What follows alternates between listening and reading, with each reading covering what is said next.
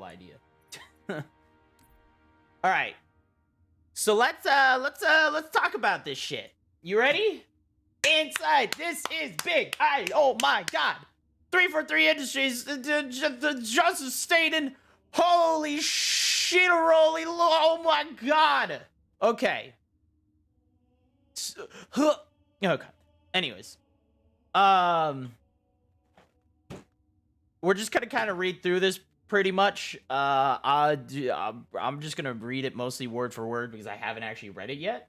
So, I'll just kind of paraphrase as I read it myself. But it's like just a stain, long part of the Halo community. You guys better know him. He's the reason Halo 2 and 3 are as good as everyone think it is. And I say think because you know how I am about Halo 3, but it's just a stain. What? Legendary. That's all I'm saying. So part of the Bungie team that made CE, Halo 2, 3, ODST, and Reach came from the design side of these, wearing many hats over the years: writer, cinematic director, and creative director. Even the voice for the grunts. This is true. Obviously it's true. But yeah, so he's one of the big reasons. Now, he didn't really write the Halo Infinite story, so but we could see him in the future. Maybe, potentially. Who knows? I'm happy he's back on Halo, but I think he's honestly back to just help out with this.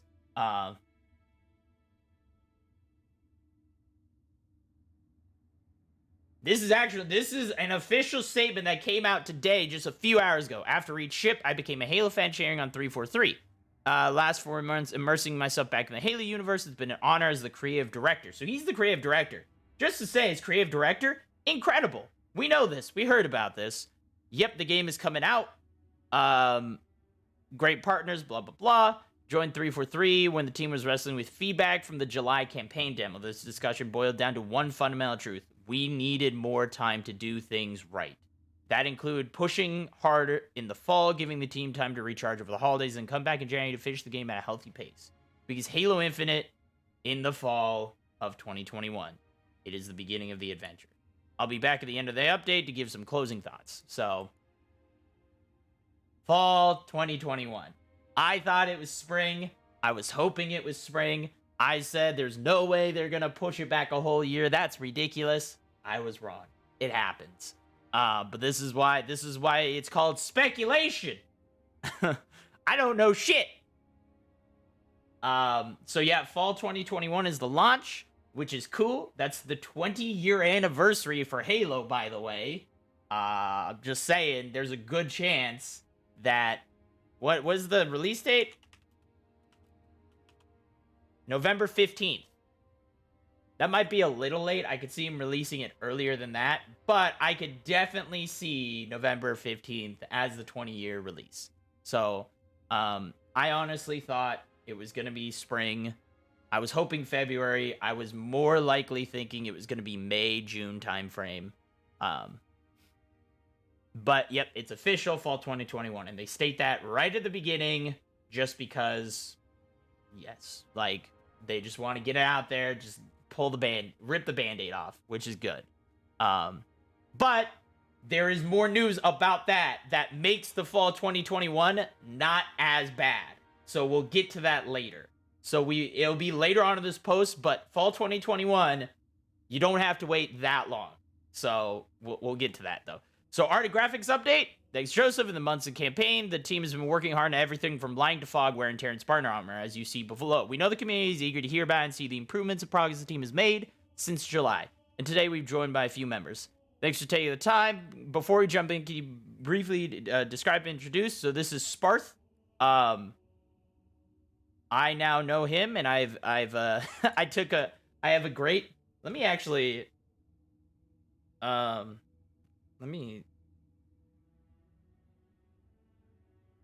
don't know how long ago it was. I think it was the last time I went to 343. So it should be. Was it the last time I went to 343? I know, I'm getting distracted here. Sorry.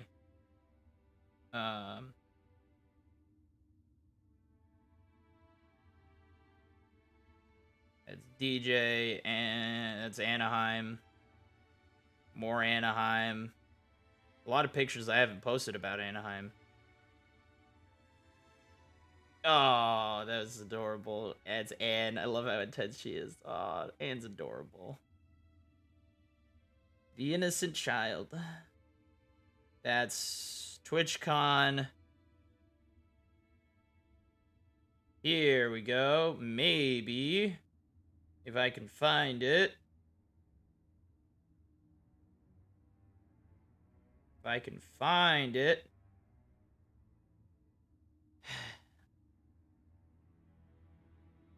Oh, what a good photo. Okay, maybe not. Guess not. Guess I don't actually like taking photos of people. Just don't worry, don't mind me. I'm just trying to make you all sit here and just watch me scroll through my phone for a minute. It's fine. Don't worry about it.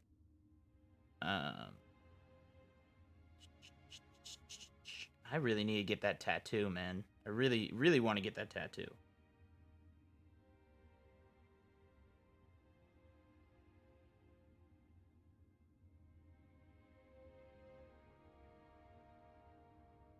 There's a bunch of friendos. There's peoples. There's some bunch of things and stuff and whatnot. And here's the TwitchCon. Here we go. Here we go. Goldie boy. That's a much better picture with the Goldie boy. Wow, this is an old TwitchCon. Was it really this far back? Oh, this is TwitchCon. Why am I looking at TwitchCon? I need PAX, which was shortly before that. PAX. There's PAX. Found it. I found it. There he is. I got it. I'm gonna email it to myself. Don't worry. Oh, actually, I could just. Oh, even better. I'll pop it up here. Here we go.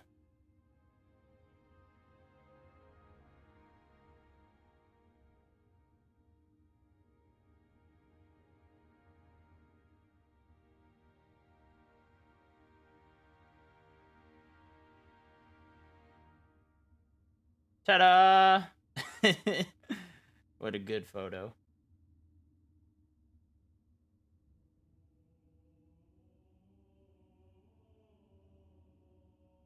That's Sparth for you. So that is Sparth. This is 343, I guess, back in 2018. So it was a long time ago. And I actually took that photo because Mayhem, if you remember me dating her, she is a big fan of Sparth. So, anyways, though. So that's Sparth. He is godly. He's amazing. He's amazing. He's a senior concept artist. He's amazing. So he's been since 2009. I was like, he's been with the company for a while.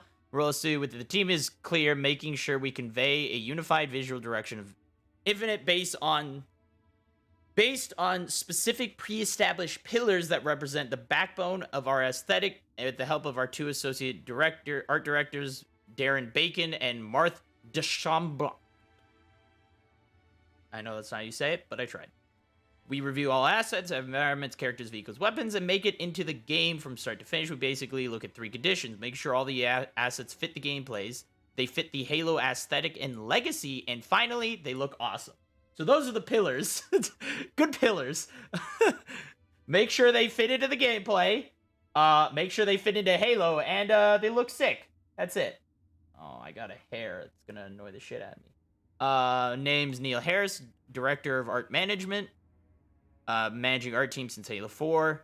Describe the role is that Sparth, as the art director, provides the artistic direction. My role is as a partner is to build and manage the art team that executes the vision. And then Annie Shastri, been the development manager of the graphics team for Infinite over the last 2.5 years, and all the graphics engineering initiatives the project has rolled up. So here's the first image.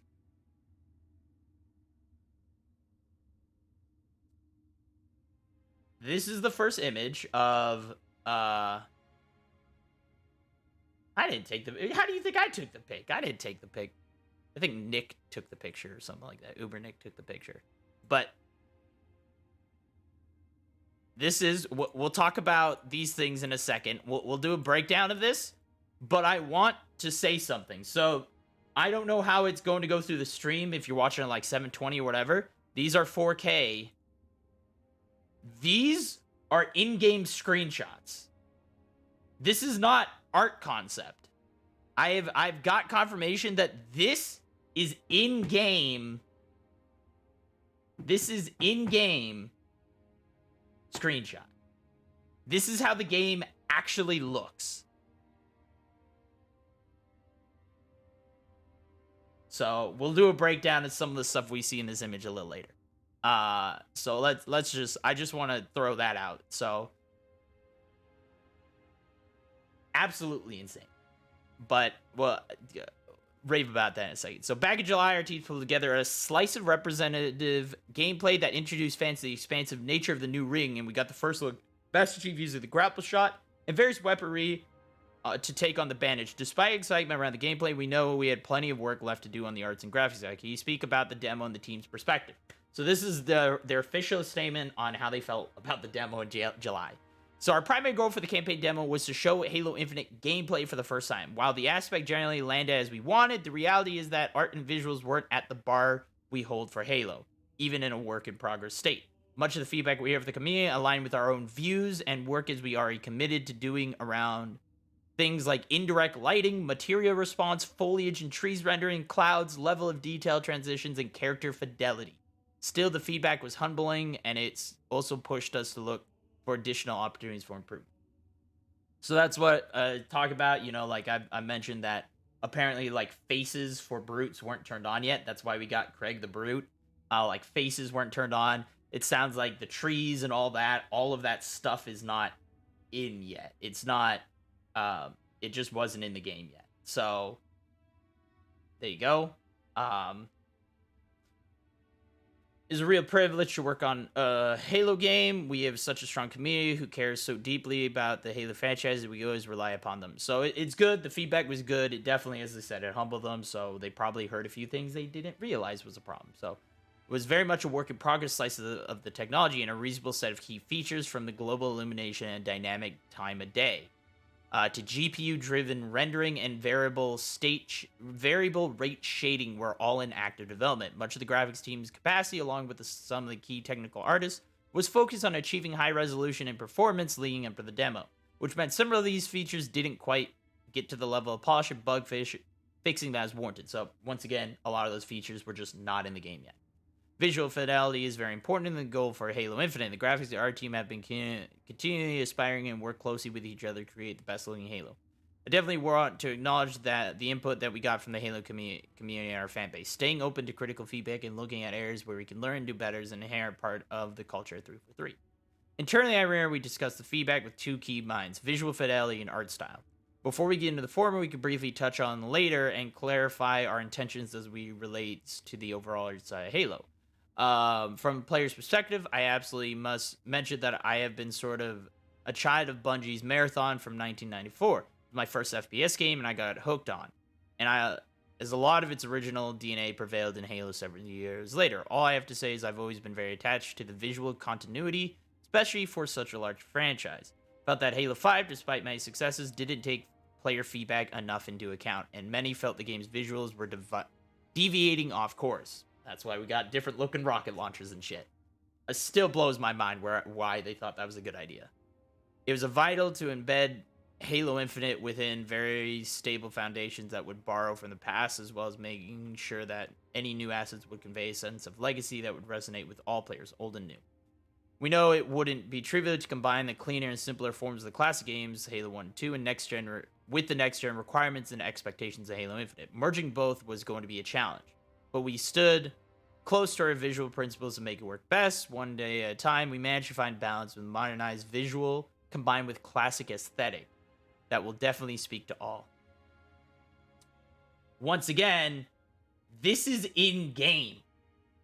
Now, it won't look this good probably when you're holding it, but this is in-engine render. This is an in-engine render. I believe this is your weapon customization screen.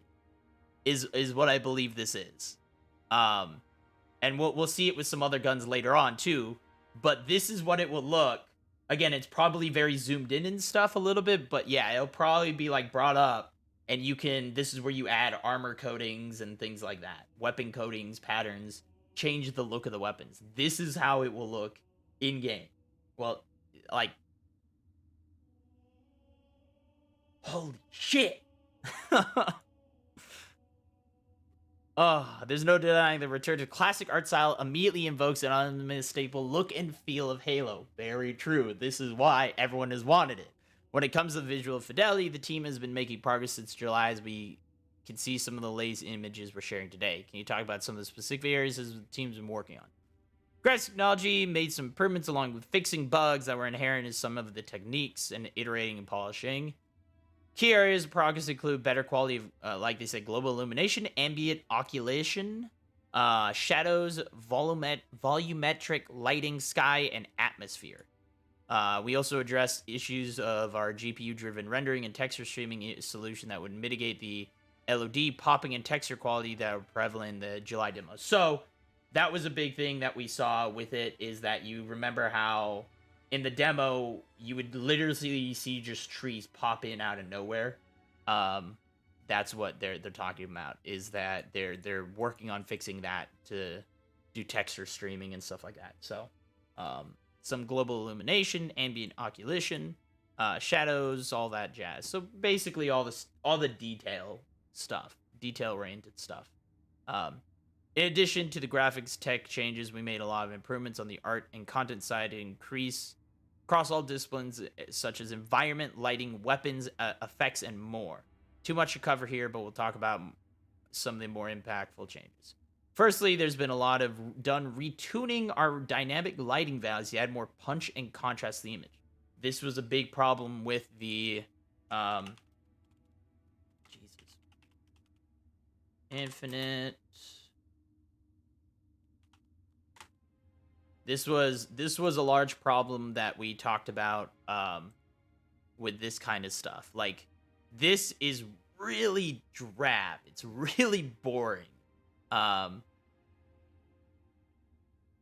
This actually looks like it's updated contrast and stuff. But like a lot of these, like, look, it's just so, the colors are just so bleh, you know. And these aren't great images right here. These are clearly very poor images. But yeah, this is, you know, you could just see that like things just don't stand out. Everything is kind of this gray and brown undertone that just kind of bleh. It looks very bleh. So I think that's what they're talking about, is they're changing some of the lighting values to really just adjust the colors and stuff like that, which is good. We've always said like Halos always need to be more vibrant, things like that. So I think it'll be good for that.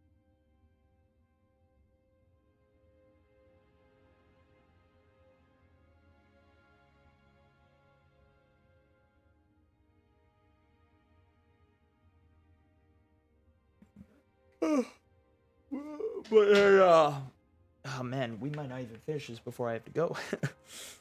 We will, but these include adjustments for sun intensity, fog, and atmosphere. So that's probably a big thing of what will help with the loading distances and stuff. Is a fog and atmospheres. They want to add like a layer of just murk in a good way, to just kind of add some effects to it, which is good. Color grading, which did not make it into the color grading, didn't make it into the July demo. That's kind of a big thing. Improve some of our materials to get more specular response, more wear and tear on weapons and vehicles. Awesome. That was a big thing that I know people are talking about, is like things just look too clean to be in a war-torn area, you know? So more fidelity on the characters and more macro backup on our large surfaces like rocks, terrains, and the hex walls. The Minecraft pillars that everyone's talking about. I think they have an image of that. Or do they have an image of that? We'll see. We're also getting more of a textural detail coming through the final frame thanks to sharpening process and graphics. This helps offset some of the natural blurring of the temporal anti-aliasing, and certainly helps our assets shine. They are keeping the Minecraft blocks. I think it's a big part of the aesthetic of the game, and that's what they're talking about, is the hex walls. I think it is a very big part of the game. As I said, it looks like you are standing on a ring that is literally shearing itself apart. So that is a big part of, like, they're not going to get rid of those, I don't think. Progress that is made in the campaign as soon as we can, but we want to make sure that we have the right pieces come together, and that can be tricky with a lot of moving parts of expansive world scope. We know everyone's keen to see more and look forward to sharing more future in the updates ahead. So it sounds like we're not going to get any campaign photos. So I was talking, was there any, do they have anything? I heard someone talking about the pillars. Oh, here we go. This is at least one. Those look way better. Still though, we'll see. Oh shit, no, this is on the pillars. Oh my fucking lord. We'll get to that later. All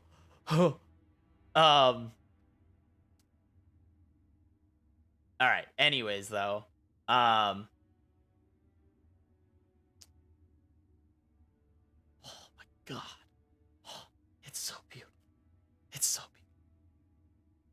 So speaking of improvements to the art, one big outcome from our demo is the emergence of the now world-renowned Craig. While we and the internet have come to love dear Craig, we know he wasn't his best self back in July. Can you give us any updates on Craig as where he stands? Firstly, I can confirm that the facial animation of NPCs was not fully implemented in the build, like I've been saying, which resulted in Craig's incredibly deadpan, lifeless look. All characters are modeled in a neutral pose prior to the blend shapes and animations being applied. So poor old Craig was never intended to be seen in that condition, which is not something that was evident during the gameplay.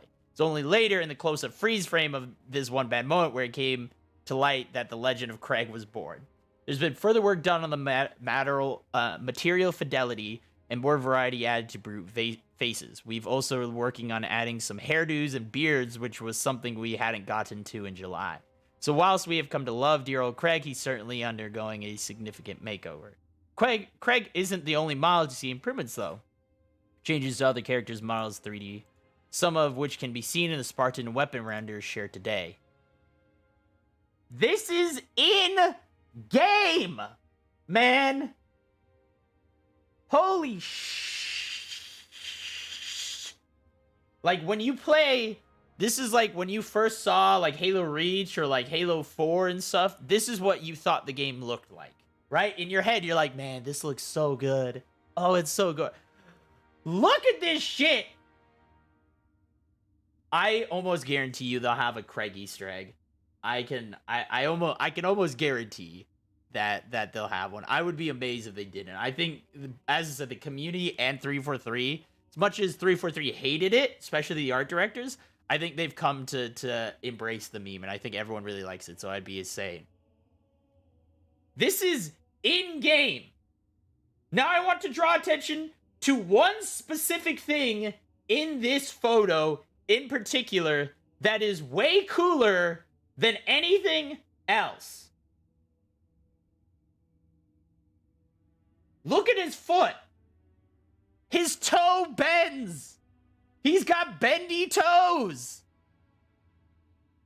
Look at that. This is in-game. When you see your Spartan run, it won't be like a flat foot that you see in Halo 3. Your Spartan's toe bends.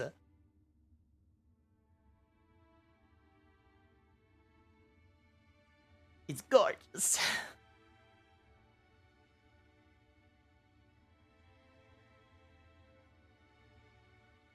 God, it's so gorgeous.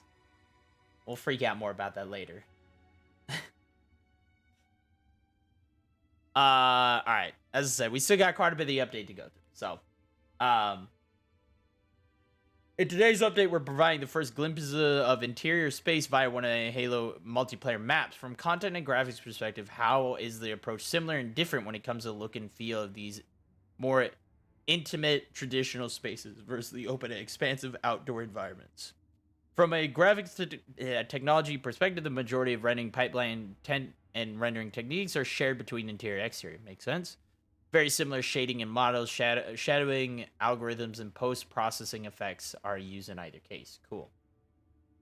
I think it's definitely going to be worth the wait too. Again, I was hoping for spring.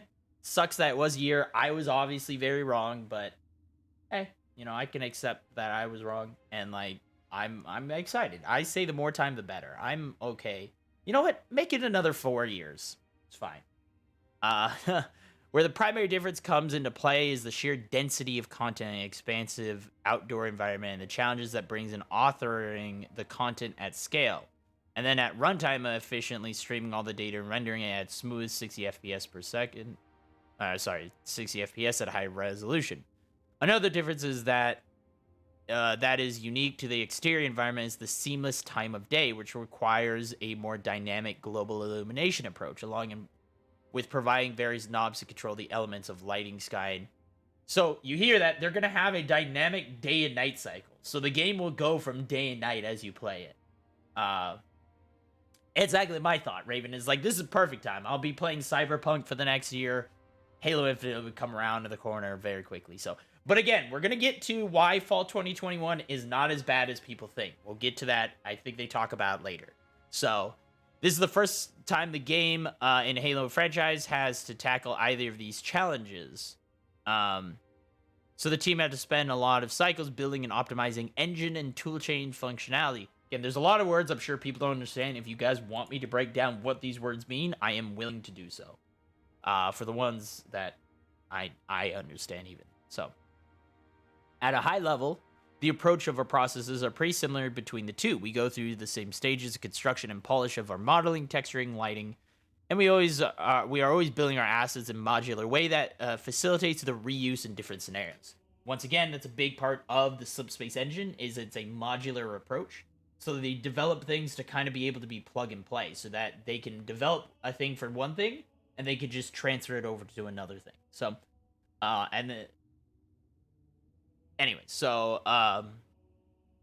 interior spaces are somewhat more linear, controlled, and constructed spaces built from hard surfaces, meaning lots of metals, reflections, and more curated lighting. When creating the large and open and natural spaces, this involves more organic assets, meaning our biomes and terrain are one of the main focuses. Obviously, with multiplayer maps, collaboration with designers is key. Layout, sightlines, and player navigation are crucial, and are all things that we iterate on constantly as we fine-tune the experience. There's something really cool about the juxtaposition between the intimate and expansive spaces of Halo Infinite. Whilst they each offer different challenges, they should bring a nice balance of variety to the experience, which is, yeah. So, the extra time has already yielded progress on visual fidelity front, but we're still not done. Can you talk about some of the remaining priorities and work the team has to focus on? On the graphics engineering side, we have a team that is continuing to polish up the last bits of feature work on lighting, global illumination, and atmospherics. We are also iterating very closely with Neil's team on making sure our content creators can take full advantage of the cool technologies we have built over the last couple of years. Ooh. Another group of graphics development is saying heads down optimizing the end-to-end rendering pipeline so we can deliver a great experience of resolution and performance across the target platforms to our players. I don't know. I wonder what they'd be. I'm guessing like content creators, they'll be able to have like the whole lower your weapons. I would love a cinematic option where you can turn off all HUD. You can just basically turn the blind skull on and off as you please. That would be amazing. Or even just turn off most of it and then maybe leave like weapon reticle and a thing here or there. Stuff like that would be really cool. So on the art side is mostly for the polish of bringing it together. We have a concept of content complete, where we are all of our content into the build, and we have time after that to assess holistically and further polish areas that would benefit the most. Oftentimes, significant improvements are made after our content complete milestones set, addressing mass painting, texture, and material improvements. FX lighting, tweaking, and animation polish variety are still being worked on. Like I said, games in the last year is when they are all put together. Everything gets put in the game, and then they tweak it to kind of finish it all up. So, we've made significant improvements to our foliage, trees, grass, both in terms of rendering fidelity and how we maintain that our distance, but this is another area still being worked on, and fidelity will further improve. We're excited to show you as soon as we're able to bring together a showcase.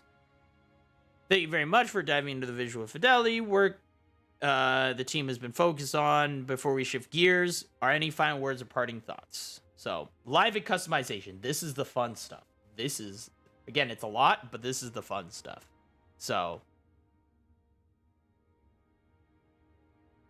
like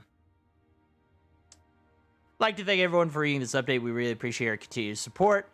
To know that people care so much about the Halo franchise, working tirelessly to deliver the best possible experience of all. I'd like to also say how proud I am of the team, everyone working incredibly hard to deliver the best experience possible in Infinite. Making fantastic progress every week despite the continuing unprecedented challenge of these difficult times. It's awesome to see how much the community cares about visual fidelity in our beloved franchise. Welcome to feedback, and we take it appropriate actions to address it when and where it is feasible. As Neil said, it is our goal to deliver the best possible Halo experience we're continuing to work hard towards. Making a game from hundreds of at-home desks is clearly something that initially reduced our ability to merge all our game assets into a successful vision. It was without doubt the biggest challenge we've been facing this year, but with time, dedication, perseverance, we are making it work. The improvements have been phenomenal. Annie, Neil, and all our team have been fully focused on improving communication between tech and art. It's giving fantastic results. Thank you guys. Looking forward to it. And kick it over to Uni, Ryan, and Chris to talk about the Halo Infinite's live team armor customization. Sketch said, it's time to sit down. I'm gonna eat my food, or part of my food.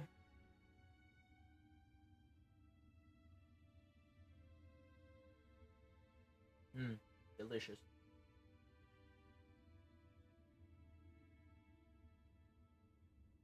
Yes, it's delightful. Good. Ow.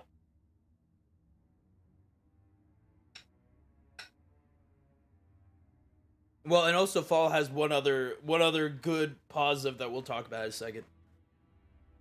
So live and customization is how we sit down with our live team, talk about designing a live game such as Infinite. Free to play multiplayer and armor customization. Thank you so much for joining us today, Ryan and Chris. Since this is the first time you're both talking about Halo Infinite publicly, I wanted to give you a chance to introduce yourselves to the community. What do your roles at 343 entail? Experience with Halo as a fan and employee. So Ryan Paradis, thank you for having us. So I'm Ryan, the design director for the live team. This means I'm focused on overall live team strategy and planning, ensuring we meet our goals as a studio. That the live game has a strong direction and plan, while ensuring that the team has the agency and focus to react to feedback and improve. Constantly meeting with others across the studio and the Xbox team, I'm always looking to ensure the clearest roadmap and path forward. My experience as a Halo fan, I'll never forget. E3 2000 trailer, remember being absolutely blown away by the visuals, gameplay, all that jazz. So, bought my Xbox and Halo with my own money in fall 02, my senior year of high school. I've always had a special place in my heart for Halo, getting my hands on every release on day one, digging into the lore and even becoming somewhat passable at multiplayer. Chris Bloom is a lead progression designer. I work with Ryan and I'm focused on engagement customization. Another state that is I am the designer that works with the production, art, and engineering teams to create awesome in-game content that people will be excited across and play in the game. I also lead the team that controls how things are unlocked, be that via challenges or leveling. First time I saw Halo was working on Mech Warrior 4. The Bungie guys worked above us and came down to show us an early build of multiplayer. I was hooked immediately. We played shooters on PC, but you could feel the tectonic plate shifting when we got our hands on those controls, even in an early build. Dude, by the way, I love Mech Assault. It's one of my favorite original Xbox games. Mech Assault is an amazing game. He also worked on Crimson Skies and Shadowrun? Fuck, dude. Oh my god, this guy is legendary, apparently. Jumped right into the Sandbox team and worked on the Railgun and Sticky Det for Halo 4. Fun. Those are the best guns. So, we're said live team quite a bit, but as what does the live team do? In other words, what's the team's responsibilities? Anubis, dude. Look at those armor plates. Oh my god. Look at the wear and tear and the armor plates and the tac mags that he's got on him. Oh my god, it's so beautiful. Scorpion Punch armor coating. Oh, I get it. Scorpion Punch is like it's all black, but then the one arm is red. I think they're just I think they chose this one just to show the difference in the colors. That's kind of cool. Doing this a long time and answering this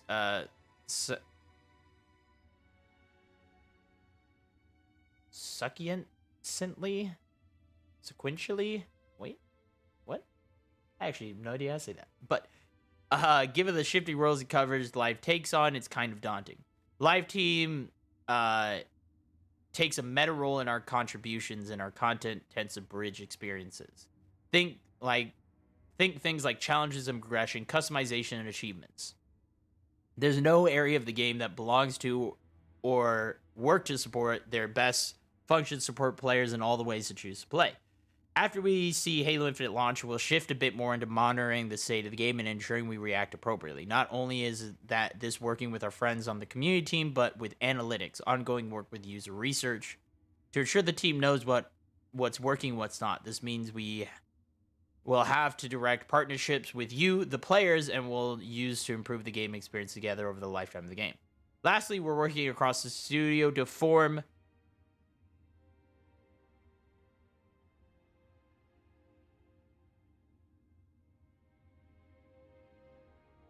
succinctly. Oh, okay. All right. Succinctly. I was like succulently, and I'm like, that's not right. Although this is very succulent, don't get me wrong. Working with the studio to form long-term roadmap for Infinite. What should players look forward to each season? Well, we'll be partnering with the community to plan on how the game is going to grow and evolve. And then to do that, we work with you to ensure our roadmap can be communicated efficiently.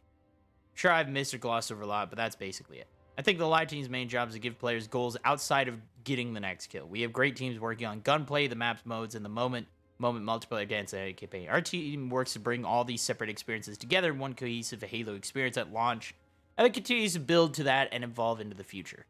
Thanks for laying it out. Sounds like you've got your hands in a few cookie jars as you look at the different aspects of the game. How do you approach each of them? As the live team, we're involved in almost every area of the game. Everything from marketing to multiplayer, sandbox, esports, and teams both internal and external, and these are all our partners. There's a lot of gear shifting, perspective shifts throughout the day. It's the easiest way for to work across these experiences to ensure that we're all focused on the same principles and pillars. These serve as both general starting point for decisions and designs, but also as a razor to cut and hone the creative vision to ensure we're building content and systems that we feel deserve to be in Halo Infinite. Gotcha. These principles appear as you keep in mind, essentially acting as guidelines and guardrails. If you don't mind sharing, what are the live team's pillars? Given our roles, Chris and I have different focuses, so we're going to vary a bit here. I'll talk about strategic pillars, and the live team has formed to continue. We're the biggest fans of Halo, so we're some of the biggest fans of Halo, so it wasn't hard for us to build our founding principles on the game. Healthy engagement is paramount. We maintain player-first focus, unambiguous value, always be listening, learning, and experimenting are the ones for him. Well, just say health engagement. We want everyone to play the game in a healthy manner that they enjoy. We're not trying to build a grind machine that burns everyone out in an attempt to get more game time for them. Well, for them. Halo Infinite needs to be a place where we look forward to spending our time. Awesome. Love it. Unlike a lot of games that force you to do a battle pass for 100 to 200 hours to complete one season. Think of all the games we played that have random rewards. Ask people to play a way they hate just for a new, shinier, weaponized FOMO against the player. There will be limited time events. We don't want to turn free time into a chore. We're not all about that. Everyone should enjoy their time in Halo. So, cool. Yeah, people don't like random rewards. If someone invests their time or money in the game, they should understand what they're getting and that it will be worth more than the investment. Examples of this practice include no loot boxes, either through engagement or premium route. And we're not selling power or giving an unfair advantage in-game via any route. always be listening and learning. The live team is all about growth and iteration. We build and support some fun content, but there will be times that things don't go as planned. There's something we tried, didn't land. There'll also be times that we believe in ideas we ask to understand. There'll be moments for us to learn and grow will require close partnerships with our players, where we can talk about what happened and what we're trying to do and be transparent with our plans and move ahead as much as we can.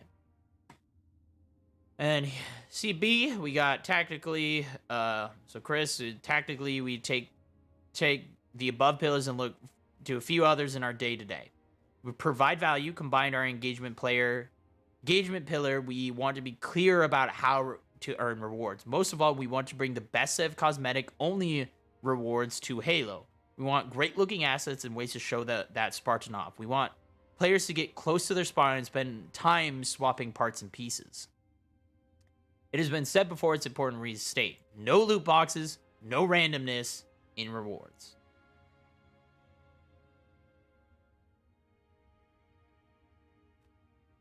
Allow player expression. We want everyone to build their dream Spartan. We are always looking for more ways to customize in-game personas and give the players options. My team knows that our long-term players have favorites and they love and may have for 2 decades. We want to make sure that Halo Infinite players will be able to get their old favorites as well as find new favorites at launch, and we expand over the months post-launch. Much like MCC, I want to bring everything to Infinite eventually. Obviously, not everything will be in day one. So, want to start back with the note in our pillars and structure of our title. Halo Infinite multiplayer being free to play has demanded that we examine how we build and release content and has also influenced everything we've talked about. There are certain places we're going to move away from approaches seen in Halo's legacy and try something new, but always keep in mind the goalposts above. That is key. Multiplayer is free to play. Expect microtransactions. They can't make money if they sell the game, if they give away the game for free.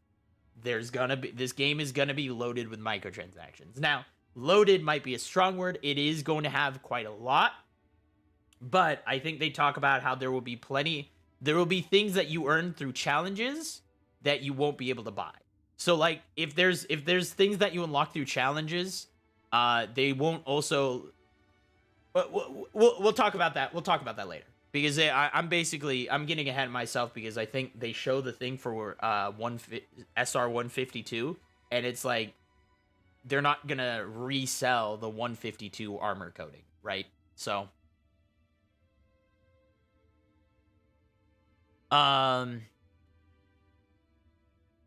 yeah, expect them that some things will not be like the other ones. So, but we'll get into that in a second. As I said, I'm getting ahead of myself. So, seeing a lot of pillars that prioritize the player's experience definitely makes me happy, both as a community manager and as a fan. One thing you mentioned that stood out to me, though, was that some things may change because Halo Infinite multiplayer is going free to play. We've touched on it lightly before, and it's a pretty big question in the community, but will that apply to customization? If so, how do you make these changes while staying true to the design pillar? It's a great question, and one we think about all the time. And we see and hear the current concerns of our community, specifically right now around coatings. This is a whole thing about coatings. This is what I was talking about. We look to our systems to make sure we are doing the right thing both for our players and our ability to represent themselves as well as what is right for a free-to-play service-driven title. Yes, being free-to-play does mean that there will be some premium cosmetics, but players will obtain tons of customization content through things like playing campaign, challenges, skill, special events, legacy rewards, such as the Halo 5 SR 152 reward, the progress system, and more. So this is what I was saying, is there'll be things that you can get through playing the you can unlock things for playing campaign, yes! Challenges, skill, events, all the normal stuff for just playing the game, you'll get stuff. All of those things you will not be able to buy elsewhere, you know? So we also provide value for pure engagement and simply playing the game. We will be providing value we believe providing value isn't exclusive to monetary transactions. It also is about making sure you are properly rewarded for the time you're investing in the game. Players that play for free will be able to unlock items across multitude of different customization types to allow them to represent themselves in game. Halo 5 didn't do a great job at rewarding the most engaged players, SR152s. So we've taken a few tokens of appreciation to Halo Infinite and make up for that. Below, you can see 2 of these tokens in form of exclusive armor coding and weapon coding. We also used our learnings there. So this is 2 of these tokens, so there is more. Let's be key on that.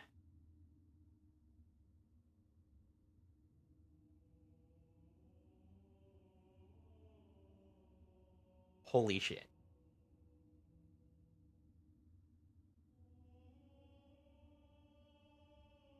Holy shit. Dude, like,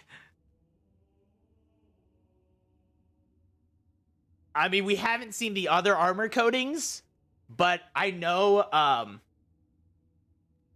I know just from talking back in like the Halo 5 days, the black and white armors are something that they know is very, very popular, specifically grays and stuff, but they want to lock white and black behind special occasions like SR152. So getting an armor coating that looks like this is going to be very hard.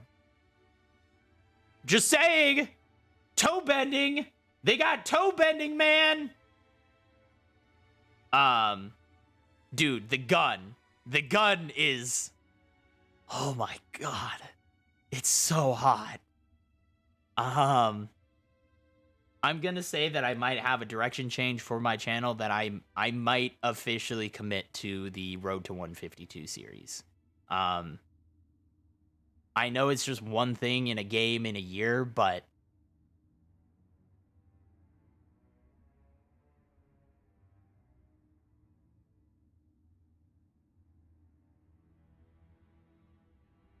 you guys see this? I'm gonna put that on Twitter.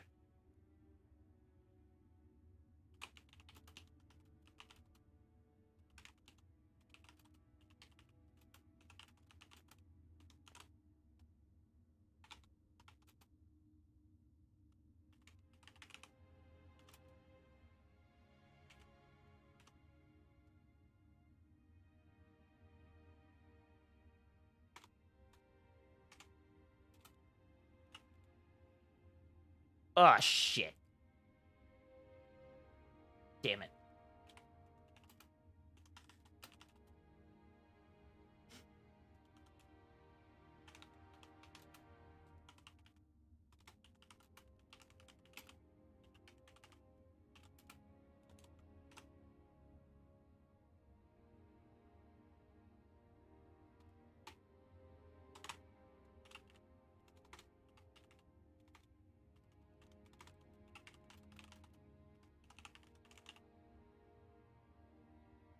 Does it say, hold on, does it say right here? It does. Never mind. I don't need to post the link. I don't need to post the link.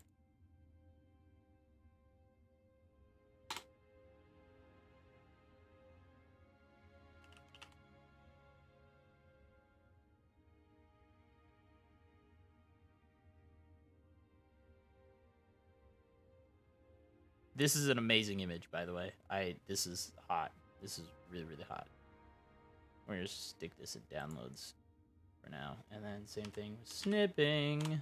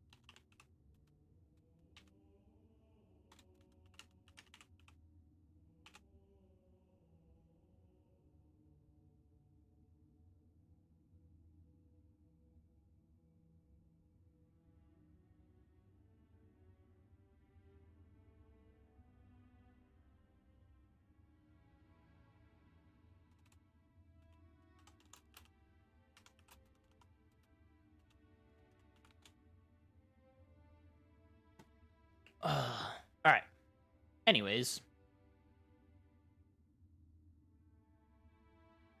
do it with me, Mass. Let's do it. Yeah, it's an AR for sure. That is definitely the AR. So, um, ooh, sorry, I got something in my eye. Okay, so we've also learned our learnings. There are better structured player rewards in Halo Infinite. So they're saying is like, we didn't do a great job rewarding the most engaged players. This is something that I've been a big proponent of. This is a big thing. Like, I really wish I could talk with some of the people at 343 and work with the challenge team and the live team to work with them to do challenges and stuff. Because I personally think I would have some great input in some of the more hardcore stuff. Like, again, imagine getting an armor coating for beating Halo Infinite completely damageless on Legendary.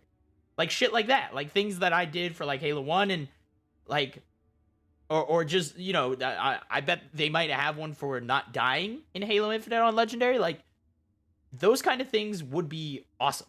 And I think, again, like ones like Lasso and beating the game on Legendary, those are all obvious ones that they know. But I have a lot of really cool, unique ones that really come from a speedrunning mindset of like ways that I would play the game. You know, speedrun wise, they would have, you know, having to use specific weapons or only firing so many bullets throughout the campaign, or no bullets, you know, going pacifist throughout as much as you can, or melee only. Like, there's a lot of challenges that I would love to sit down with the live team and work with them to really develop. And again, I would also do multiplayer stuff too, but like, again, me being mostly a campaign guy, I have a lot of ideas for campaign, but I also have some amazing ones for multiplayer that truly rewards the most hardcore fans, and there should be. But yeah, truly rewards the people who spend their lives on Halo, right? In a good way, is like the people who truly are who spend most of their game time in the Halo franchise and playing it and mastering it and perfecting it. Those people should be rewarded. They should be looking for more ways than just, oh hey, you put in 100 days worth of playtime in our last game, or even in Halo Infinite. Here's something for that time.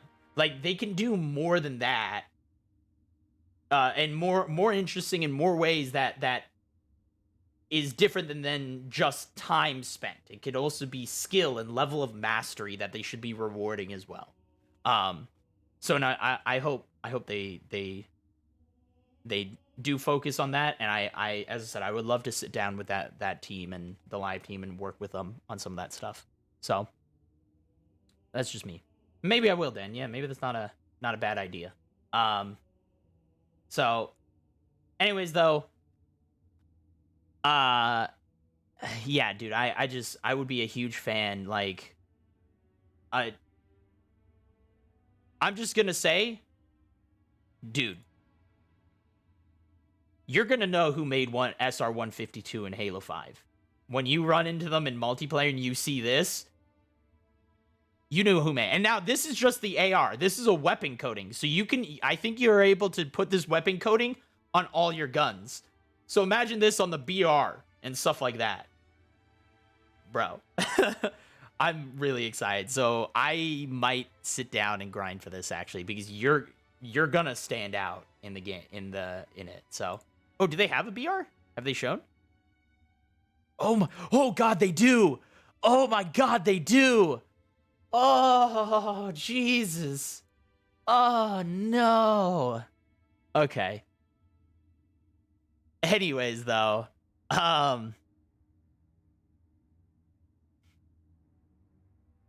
we'll get to that in a second. So, as I said, I particularly do like those things, and I hope it's something. And they do say is that they want to provide value for what they say is the for challenges and skill. Not everyone deserves certain things, is what I mean. Is like, don't get me wrong, I want things to be open for everyone to be able to unlock. but there are definitely certain things that should be exclusive for a higher tier, a higher echelon of players who, again, have spent so much time and effort mastering the game. They should be rewarded for it. Like this kind of thing. They won't. They're not gonna resell it. They're not gonna have another event that allows you to unlock this like a year down the. They better not. Is what I'm saying. Is like, don't be like, oh, a year after Halo Infinite releases, oh, hey, if you spend $2, you can unlock this skin or this coding. You know, everyone else spent all this time in Halo. Like, this should be exclusive to the people who spent the time to get it. And I feel that should be the same way with other things. Again, if like I said, doing Halo Infinite completely damageless, the amount of people in the world that would be able to achieve that is so low. And they should be rewarded for that. And yeah, it sucks for the people who are like, yo, that's an amazing thing. I wish I had that. It's unfair that they make it so exclusive, but it's not unfair. It's something that people grinded and worked for. They truly put effort to get good enough at the game to be able to do something like that. And they're getting rewarded for it. And I think that's a good thing. So it's okay to have exclusive stuff based on these kind of things. Dude, yeah, I hope permanent double XP. What's the news? Wait away. All this. This is a Halo Infinite update. Just to give you the highlights so far. Halo Infinite delayed till 2020, fall of 2021. Sorry, I know I was saying spring. I was really hoping, but again, I don't know nothing. That's what I thought. I'm amazed they delayed it a whole year, but there you go. Talking about the new updates, they talked about the Halo demo. So this is just update for the people who weren't here. I'm just gonna breeze through what I've already talked about. They specifically talk about the demo, that there was a lot of things in the demo not turned on yet. Really, the demo was not to show the art. It was really to show the expansive open world of Halo Infinite. They themselves are very upset with the quality and upset with the community feedback of what they heard. And they agree. Like, they agree with everyone. Like, there was a lot of things that were turned off, lighting, and they have taken some of the feedback and they're changing some of the coloring and lighting of the game to kind of brighten everything up, to give everything more contrast. They're not showing a lot. There is one shot later on that we haven't gotten to yet, but we'll talk about that when we get there. But they're changing, they're adding in a bunch of things. They talk about Craig specifically, that the brute faces officially, they were not turned on yet. So, let's see, where's it at? Craig, yeah, so the added brute faces is like all the characters were modeled in a neutral pose prior to blend shapes and animations being applied. So the facial animations and NPCs were not fully implemented. So that's why Craig looked he did. They are adding a lot of variety to it. The other thing I want to mention, this screenshot, we'll do a breakdown of kind of some of the things, you know, like we see an invis pickup and stuff here. There's a grapple shot in the back. This is in-game. This is not an art concept. This is an actual in-game shot. So, bonkers. But, again, we'll and then from there, they talk about, this is the armor, the weapon customization screen. So this is in-game. This is how it looks. Another in-game shot. But then they talk about, you know, they're just changing a lot of that. So, dude, I thought the first thing was a concept too. That's what I put out on Twitter. And even had Sketch favorite it. He was like, yep. So, but yeah, we're talking about armor. This is the new Anubis armor with the Scorpion Punch armor coating. This is sick. If you look at it, like, look at that wear and tear. They're adding a bunch of wear and tear and stuff. Chef's kiss, man. So they got like attack gear on his leg, things like that. Like, this is, oh, so beautiful. So, but anyways, they talk about the pillars. So the pillars of art and of the live team specifically is healthy engagement, player first focus, unambiguous value, always listening, provide value, and allow. So there, right now we're talking about armor customizations, armor coating, stuff like that. And we're talking about specifically how you earn them. And they talk about how they want to provide value to the players, that no matter, like, if you spend money on the game or if you put a lot of time in the game, you should feel like you are getting stuff that is worthy of the value And if so, you're getting more than what is worth the value. So like when you buy stuff, it should be a no-brainer. You buy things and you're like, yes, this is clearly worth the value, right? So say BR, that's not for Infinite. BR, I mean the battle rifle.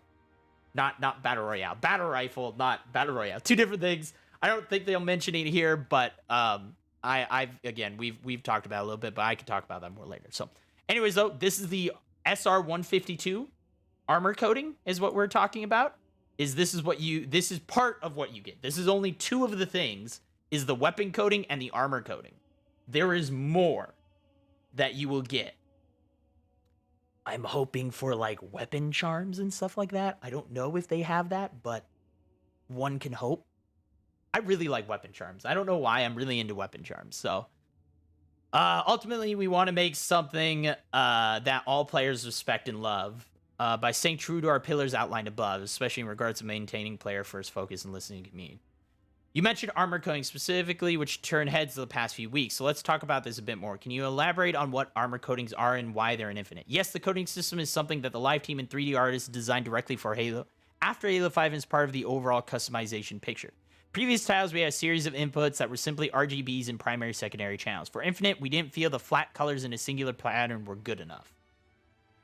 The coding system allows us to define color, wear and tear, patterns, and materials on region-by-region basis on a Spartan or anything in the game, be it armor, weapons, vehicles, or even environment elements like fuel barrels.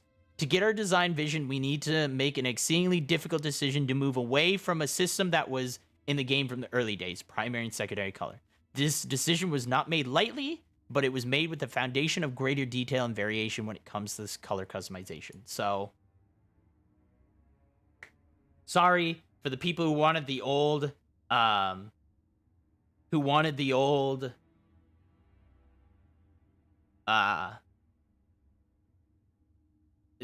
normal old color customization system. It sounds like they did remove it, but they're adding this armor coating system, which I am actually personally excited for. Don't get me wrong. I've always had the pink look. But let's before everyone gets a tizzy, let's keep reading this.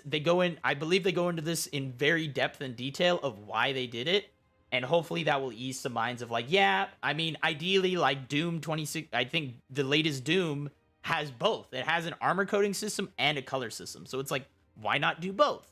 But we'll get there. So hold on. Yeah, I'm only like 157 too, Dan. So.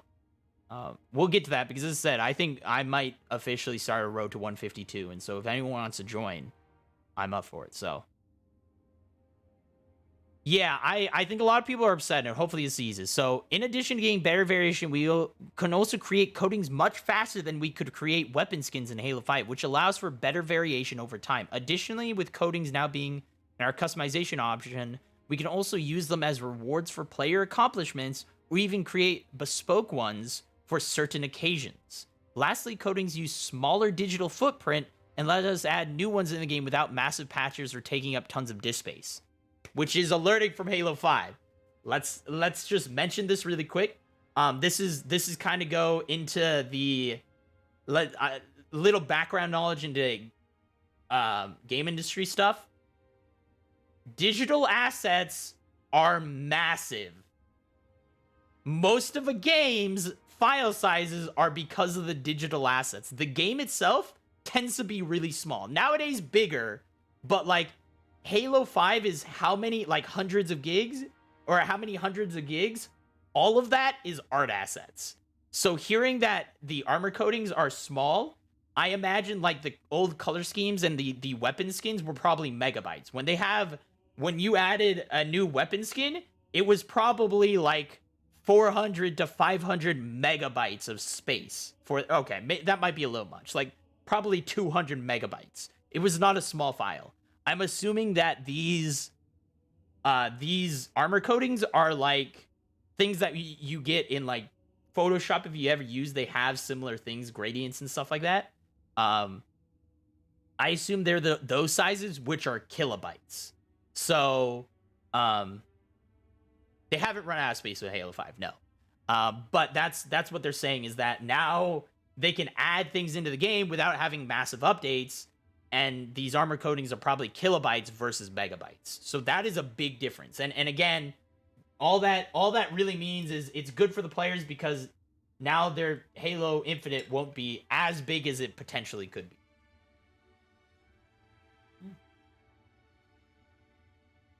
So we have to look at the system. We understand the concern. Our recent value balancing system, our balancing pass, which was a direct result of community feedback around coatings.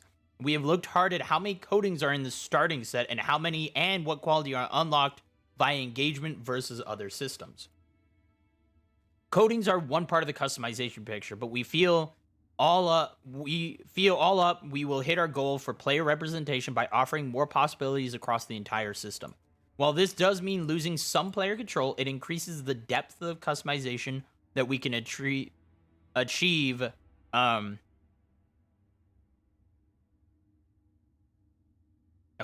We can achieve internally and what we can ultimately show off publicly. So, as I said, this is why I personally am a fan of the armor coding system. Is like, yes, day one Infinite, there might be some, like, the way that you normally make your Spartan look, that might not be an option. But even a year into Infinite, we'll have so many options that it won't be a problem. The longer that Halo Infinite is around, you will get to a point where there's so many customizations it won't even matter. We'll get to that, J-Rods. There's a reason why fall 2021 is not as bad as I think people think it is. So thank you for providing extra insight. Excited to see how the coding system can benefit armor, weapon, and vehicle. Okay, so they're kind of done. So I really quickly want to step back to what they said here, is that they can to get our design, we need a C. Okay.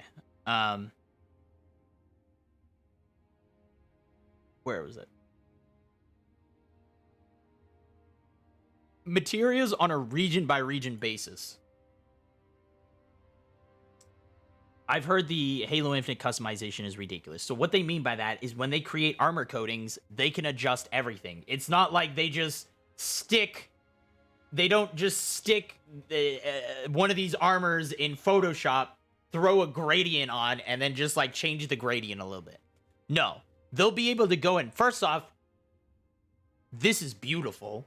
Let's just, once again say, this is the Splinter Desert armor coating. This is gorgeous, but everything is customizable. So you, like, as you can see, they're literally able to get stuff on the foot. So, like, each foot is its own thing. The shin pads are its own thing. The knee pads are its own part. The little thing up here is probably its own thing.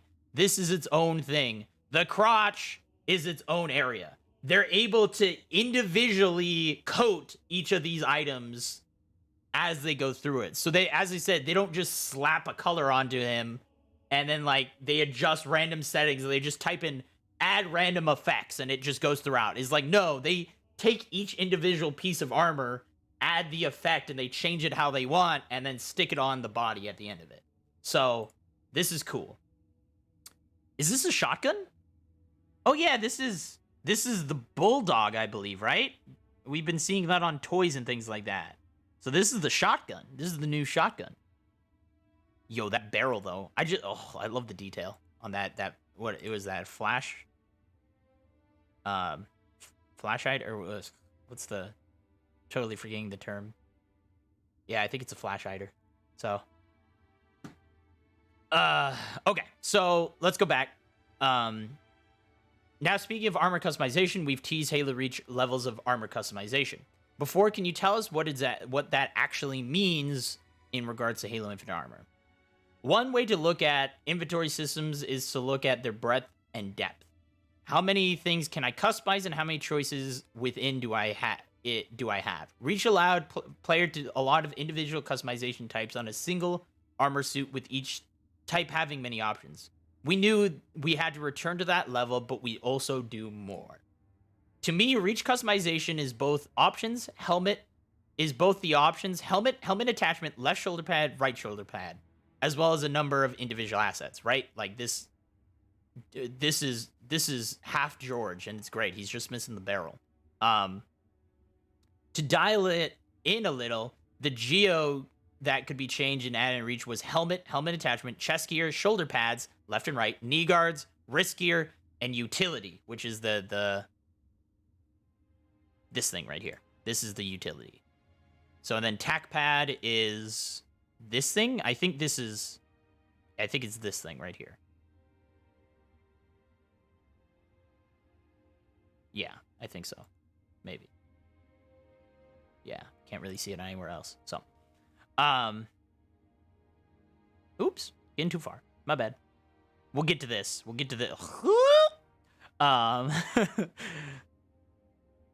This will be back, and we will go further, as well as visor color.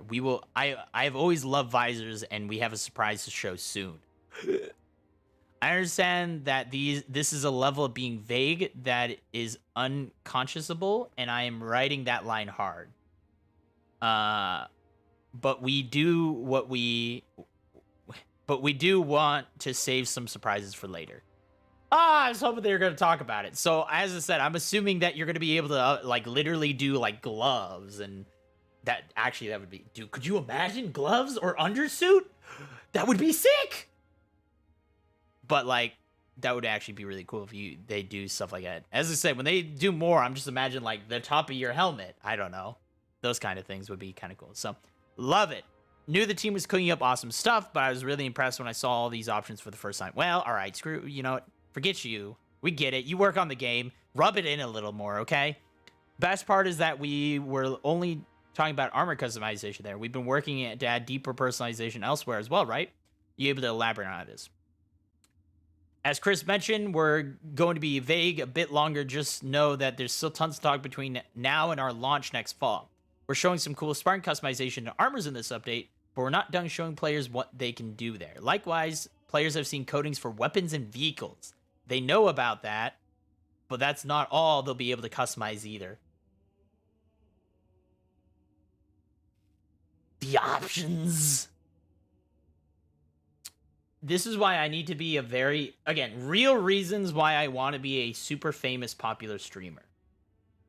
When Halo Infinite launches, I'll literally be able to buy all of the any armor coating or anything that ever comes out for the game. I'll be able to just buy. Right now, I can't do that. Obviously, that's a lot of money, probably. But it's bro, I don't even care. I'll just any armors, stuffs, and any customization options that you could buy, I'll buy them. I wish I won't be able to afford that, but again, the real reasons why you want to be a popular streamer. People just pay you to unlock it. And then there's things that don't fall into these areas that players will be able to get via engagement and premium paths too. We have a lot to talk about. When it's time for the hype train to leave the station, we'll be... Dude, the train's left, okay? We're on it with a briefcase full of information and screenshots. I think I lost the metaphor. Well. All right, then. Keep your secrets. Keep your secrets for now. God damn it, Sketch. I know we'll get to chatting about everything the live team has been working on in due time, and even unless this is Uni. This might be Uni. But either way. They would be like that. Even greater, Dad. Thank you again for the time to chat with us. Are there any closing words wish to impart? First off, I want to thank the community and you guys for allowing us this platform. It's so important 343 is being open and honest conversation with our community. Start talking about who we are, what we do, and we're going to make Infinite great. We want to begin forming a relationship with players and start the two-way discussion, and that will continue. As mentioned, there's been some heat recently in some areas we've decided to make changes. There will be more discussion with every bit of content of the studio releases. We see what the community is saying. I lurk on Reddit and the Waypoint forums like a madman. We talk about it almost every day when we work to improve. We're going to learn, iterate, and evolve as time goes. I can promise everyone here at 343 will make the best Halo game that we can. We are out here listening. We take it all to heart. We cannot act on every suggestion or idea, but we do make sure that we are plotting the course forward for the best experience.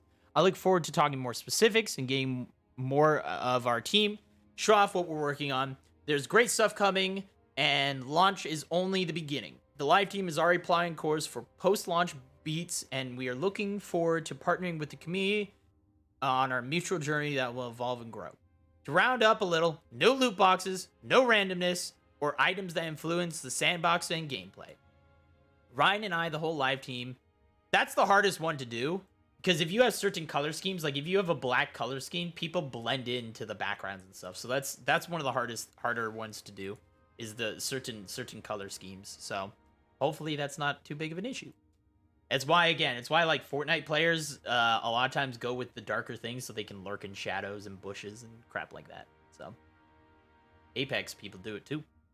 Ryan and I and the whole live team are dedicated to delivering a wonderful experience. We're going to supply great content, and what we have seen so far with our partner promotions is just a small amount. There's greater and cooler stuff. Oh, I gotta get all that. Oh my god. Oh my god. Look at that thing. Look at that BR. Oh my god. All right. Well, now I'm excited. I can't wait to talk again to the team. Thank you, both of you. To close the first update, toss the reins back. The road ahead. This is I think the big thing. This is why fall 2021 will maybe not be as bad as we think. I'm fortunate to have worked with incredibly talented teams of my career. Folks here don't just understand Halo, they love the core and gameplay characters. We aren't making this game for us, we're making it for you. Starting with they're also making it for them, okay? They're Halo fans too. But starting with this update, we're going to be sharing more at what we're doing, and most importantly, why we're doing it. So here's a few things to say. My first week of the job, I played the entire Infinite campaign twice. I was in Word, stunned in the best possible way by the team had done. Infinite is by far the most expansive and vertical Halo world ever. Why did the team do this? Because they understand the wonder and freedom are key in the Halo experience. I can feel that classic Halo 30 seconds of fun that was a big part. If you guys don't know, the 30 seconds of fun was a big aspect in how Bungie developed Halo. Is that when you had an encounter, if you notice, a lot of encounters last a very short amount of time. It's like 30 seconds, you hide in a corner, regen shields, and then you're back out. 30 seconds of fun, and then you move into the going through to the next area and stuff. It was a big core of how Halo was designed. So it looks like this is a big thing, is being at the heart of Infinite's world. But I had never felt more powerful, more mobile, and more in command of the rich set of tactical choices. This was the Halo we imagined back in 2000, finally come to life after 20 years of technical and creative innovation. This is amazing. I love hearing this from Joseph. By the way, Staten is, dude, so humbling to hear. There were bugs in the build and clearly more work to do, but this concept art from Martin, one of the most incredible pieces he's made for the game.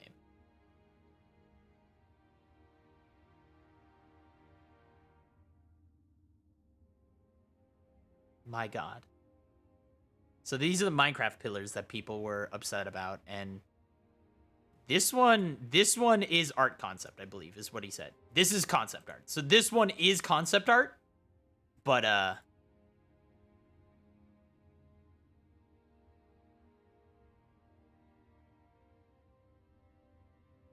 don't mind me. I'm not doing anything. Da, da. Don't worry about me. Da, da, da, da, da, da, da, da, da, da. Yeah.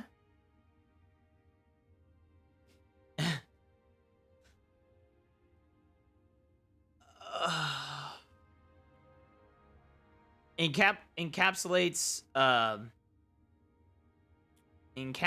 the excitement and curiosity I found on the journey through the Zeta Halo. Do I explore off the Golden Path, assault the Banish, rescue squad? Truly, Halo Infinite is a world loved spending and thrilled, both as a designer and player on behalf of the entire team. Thank you for the patience and passion. Can't wait to show you. We can't wait for you to join us on the Halo Infinite adventure. First with the Insider flighting later next year, then when we ship in fall 2021. We will not have to wait till fall 2021 to get our hands on Halo Infinite. They have flighting going on, happening. Yes!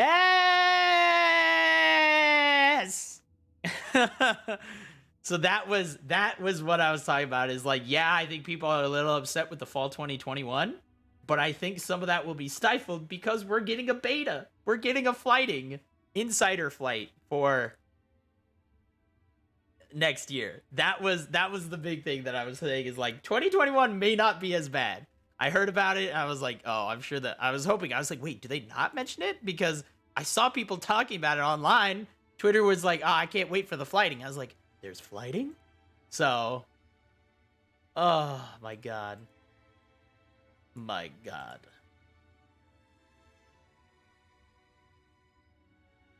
Yeah. I mean, J-Rods, have you done the MCC flighting?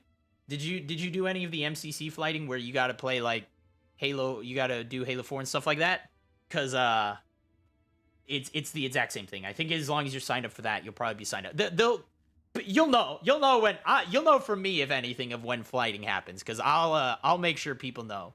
So, okay. Didn't okay. So, I was part of all the flights. I got all the flights a little early and stuff like that. So, um